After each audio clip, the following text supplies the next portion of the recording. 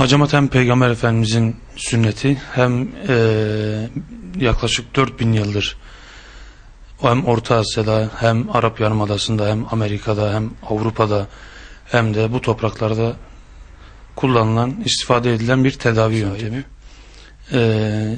Çin ve Hindistan'da ilk kullanıldığı ya da oralarda bulunduğu düşünülüyor. Daha sonra Arap Yarımadası'na gelen, Arap Yarımadası'nda insanların tanıdığı ve bir tedavi yöntemi olarak kullanılan hacamat Peygamber Efendimiz tarafından defalarca yapılmak suretiyle İslam ümmeti içinde hem bir sünnet hem de vücudun zararlı maddelerden arınmasını sağlayan bir yöntem haline geliyor. Hacamat bu topraklarda, bizim coğrafyamızda 1920'li yıllara kadar alternatif bir tıp yöntemi değil de tıbbın kendisi gibi tasavvur ediliyor ve o şekilde tıbbi eğitimlerde bir zaruret olarak tasarruf ediliyor.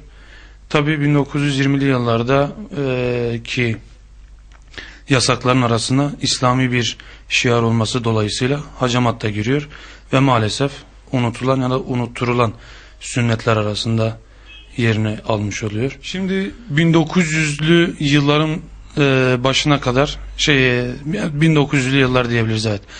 Amerika'da %35 civarında.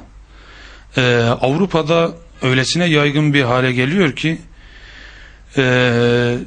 tıp fakültelerinde eğitim gören bütün öğrencilerin alması zorunlu olan bir alternatif tıp yöntemi haline geliyor. Ve yine Avrupa'da her 3 kişiden biri bir sene içinde muhakkak hacamat yaptırır idi. Baş bölgesinde migren ağrısını, migren rahatsızlığını %100 oranında izale eden, %100 oranında temizleyen 3 tane nokta var. Baş ağrısı migren dışındaki kronikleşmiş ya da rahatsız edici baş ağrılarının, göz ağrılarının, göz kanlanmasının, göz sulanmasının, özellikle mesela tıpta hiçbir şekilde çare bulunamayan kulak çınlamasındadır. Yine bel fıtığı için Allah'ın izniyle tamamen yok edecek, tamamen izale edecek şekilde uygulanan, kronikleşmiş sırt ağrıları için, kulunç için, kol uyuşması, bacak uyuşması, eklem ağrıları, romatizma, eklem romatizması ve ateşli romatizma, iltihaplı romatizma gibi artık asrımızın kanıksanmış rahatsızlıklarını biiznillah hallediyor. Vakumlanarak